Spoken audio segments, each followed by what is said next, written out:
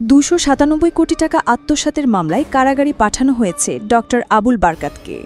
জালিয়াতির মাধ্যমে জনতা ব্যাংক থেকে অ্যাননটেক্স গ্রুপের নামে 297 কোটি টাকা ঋণ নিয়ে আত্মসাতের মামলায় আদালতে তোলা হয়েছিল আবুল বারকাতকে। এ সময় দেখা যায় তিনি হাসিমুখে আদালতে এসেছেন দুদকের গাড়িতে করে। পিটিশন দিয়েছি, 3টা পিটিশন দিয়েছি, একটা জামিনের প্রেয়ার দিয়েছি, একটা রিমান্ড যেন নামঞ্জুর করে এই জন্য প্রেয়ার দিয়েছি, আর একটা ওনাকে যেন ডিভিশন দেওয়া হয়। উনি মুক্তিযোদ্ধা এবং ওনার বয়স 71 বছর। এই দুটা বিষয় বিবেচনা করে কোর্টের কাছে আমরা ওনার ডিভিশন চেয়েছি। যেহেতু উভয় পক্ষের মধ্যে শুনানি হওয়ার পরে কোর্ট তার নিজের শুনানি করার এখতিয়ার নেই, এই কারণে কোর্ট এটাকে স্পেশাল কোর্টে পাঠিয়ে দিয়েছে। আদালত 297 কোটি টাকা আত্মসাতের মামলায় জনতা ব্যাংকের সাবেক চেয়ারম্যান ডক্টর আবুল বারকাতকে কারাগারে পাঠানোর নির্দেশ দেন। 3 দিনের রিমান্ড আবেদনের শুনানি পরে অনুষ্ঠিত হবে জানিয়েছেন আইনজীবীরা। শুক্রবার বিকেলে চিফ মেট্রোপলিটন ম্যাজিস্ট্রেট জুয়েল রানার আদালত এই আদেশ দেন। এর আগে দুপুরে ঢাকা মহানগর গোয়েন্দা পুলিশের কার্যালয় থেকে দুদকের একটি টিম আবুল বারকাত আদালতে হাজির করেন। পরে দুদকের পক্ষ থেকে 3 দিনের রিমান্ড আবেদন আর আসামি পক্ষ থেকে জামিনের আবেদন করেন। তবে উভয় পক্ষের শুনানি শেষে কারাগারে পাঠানোর নির্দেশ দেন। আইনজীবীরা জানিয়েছেন পরবর্তীতে শুনানি তারিখে রিমান্ড শুনানি অনুষ্ঠিত হবে। বৃহস্পতিবার রাত 11টার দিকে ডিবি পুলিশ ধানমন্ডির বাসা থেকে তাকে গ্রেফতার করে দুদকের কাছে হস্তান্তর করে। মামলার এজাহার অনুযায়ী অ্যাননটেক্স গ্রুপের সহযোগী প্রতিষ্ঠান মেসার্স সুপ্রভ স্পিনিং লিমিটেড 2013 সালের 5 ফেব্রুয়ারি থেকে 2024 সালের ডিসেম্বর পর্যন্ত বিভিন্ন সময় জনতা ব্যাংক থেকে ঋণ নেয়। তবে মূলত বড় অঙ্কের বিতরণ ঘটে 2013-14 সময়কালে, যখন বাংলাদেশ অর্থনীতি সমিতির সাবেক অধ্যাপক আবুল বারকাত জনতা ব্যাংকের চেয়ারম্যান ছিলেন।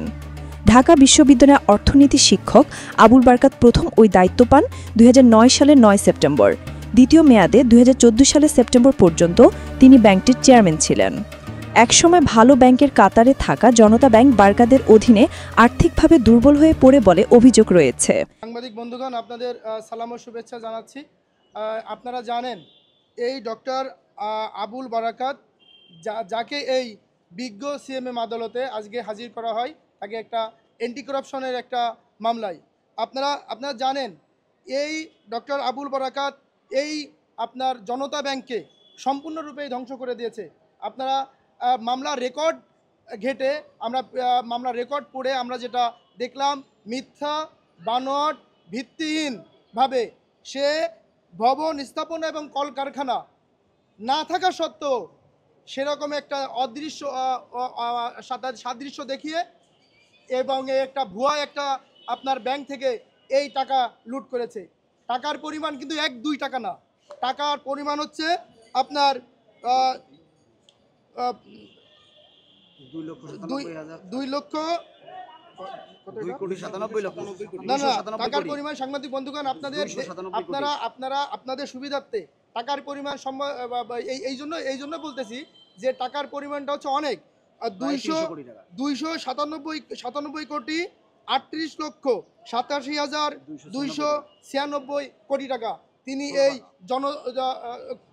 তিনি এই জনতা ব্যাংক থেকে আপনার লুটপাট করেছেন। এক অর্থে প্রতারণার মাধ্যমে মিথ্যা বানোয়াট এবং ভিত্তিহীন একটা স্থাপনা কলকারখানা যার কোনো বাস্তবে কোনো অস্তিত্ব নাই, সেটা সে প্রতারণার মাধ্যমে করে দেখিয়ে এই টাকাগুলো সে আত্মসাৎ করেছেন।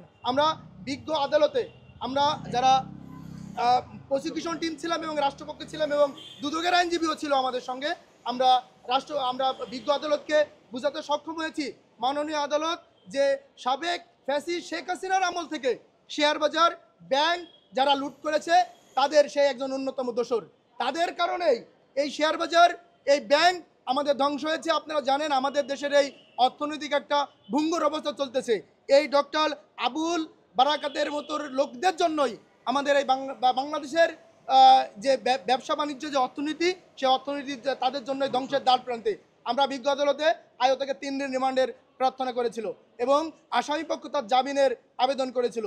আমরা যারা প্রসিকিউশন টিম ছিলাম এবং দুদকের আইনজীবী ছিল, আমরা এই জামিনের আপনার ঘোর বিরোধিতা করি এবং আপনার রিমান্ডের সাপেক্ষে বক্তব্য দিই। এবং আদালত এটা একটা আপনারা জানেন যে অ্যান্টি করাপশনের যে মামলাটা বিজ্ঞ সিএমএম আদালতের তার শোনার কোনো এখতিয়ার নাই, শুধুমাত্র তিনি তাকে সোনারেশ দেখিয়ে তাকে কারাগারে CW বলে কারাগারে প্রেরণ করেছেন।